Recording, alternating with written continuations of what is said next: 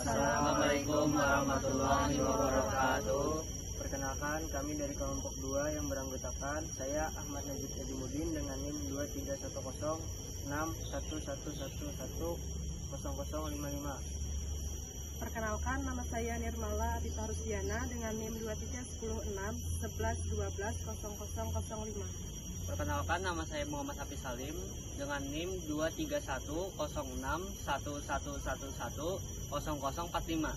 Perkenalkan, nama saya Suyomyani dengan NIM 2310611120011. Perkenalkan, nama saya Muhammad Adi Reskia dengan NIM 2310611110051. Koloid tanah merupakan partikel-partikel yang sangat halus dengan ukuran kurang dari 1 mikron, yang menunjukkan sifat-sifat koloida seperti gerak brown dan efek tinda disebut koloid tanah.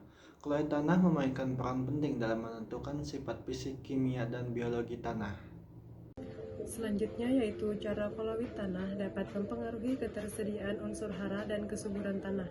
Yang pertama yaitu kapasitas tukar kation atau CEC. Salah satu sifat kimia tanah yang terkait erat dengan ketersediaan hara bagi tanaman dan menjadi indikator kesuburan tanah adalah KTK atau CEC. Yang kedua yaitu pengikatan dan penahanan nutrisi. Koloid tanah dapat meningkatkan nutrisi dalam bentuk ion yang dapat diserap oleh tanaman. Yang ketiga yaitu pengaruh pH tanah. pH tanah mempengaruhi aktivitas koloid tanah dan ketersediaan unsur hara. Koloid tanah dapat menahan dan menyediakan unsur dengan lebih efektif pada pH yang lebih optimal. Yang keempat yaitu aktivitas mikroorganisme.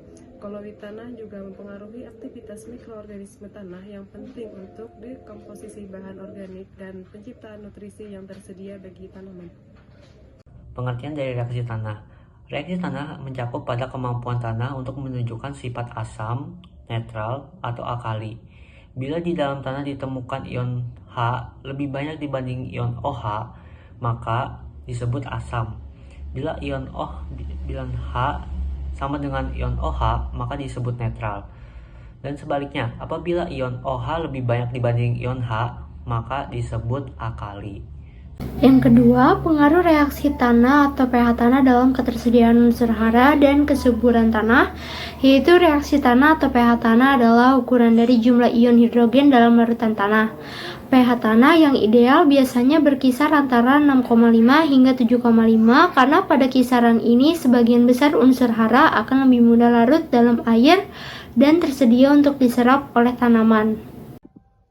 Berdasarkan pembahasan yang telah dibahas, dapat disimpulkan bahwa koloid tanah mempengaruhi ketersediaan unsur hara dan kesuburan tanah melalui beberapa mekanisme seperti kapasitas tukar kation atau CEC, pengikatan dan penahanan nutrisi, pengaruh pH tanah, dan aktivitas mikroorganisme.